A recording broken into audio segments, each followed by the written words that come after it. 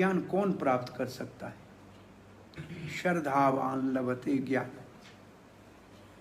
इसलिए भक्ति शुरू होती है श्रद्धा से। आदौ श्रद्धा अथ साधु संग। आपको श्रद्धा थी तब आप यहाँ बैठे हैं आके, तो आपको साधु संग मिला, हरि कथा मिली। तो भक्ति शुरू होती है श्रद्धा से।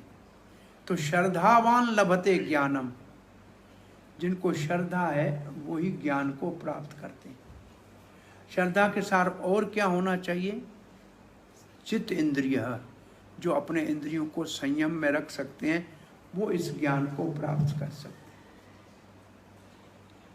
इसके अन्य अधिकारी कौन है? जो कौन इसको ज्ञान को प्राप्त नहीं कर सकता है?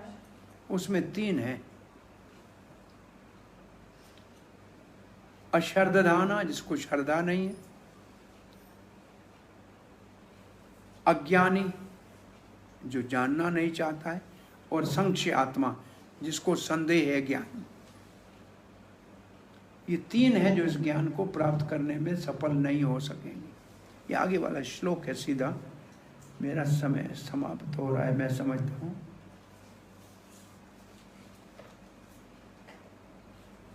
ये श्लोक में श्रद्धावान लभते ज्ञान तत्पर संयत इंद्रिय। श्रद्धालु हो, इंद्रियां संयम में हो। ज्ञानम लब्ध्वा परम शांति। उसको ज्ञान मिलेगा तो परम शांति मिलेगी।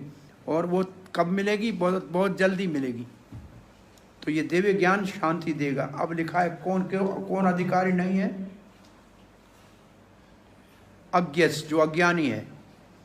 च अश्रद्धानस, जो श्रद्धा रहित है।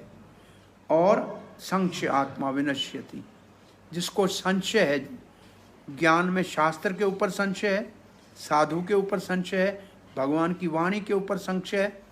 वो तीनों में से ये जो शक है, कभी डाउट्स आर लाइक डीमंस।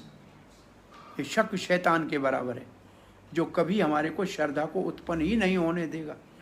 तो जिसका शक शुभ समाप्त हुआ है, वो इस दिव्य ज्ञान को प्राप्त करने का अधिकारी हो सकता है। न सुखम, और जिनको ये तीन चीजें नहीं है, नायम लोको अस्ति, न इस दुनिया में, न परो, न इस दुनिया के बाद कभी भी सुख या सिद्धि उसको प्राप्त हो सकती है। तो इस दुनिया में सुखी होना है, आगे की दुनिया को संवारना है और सुखी होना है, तो हमारे को ये दिव्य ज्ञान प्राप्त करना चाहिए।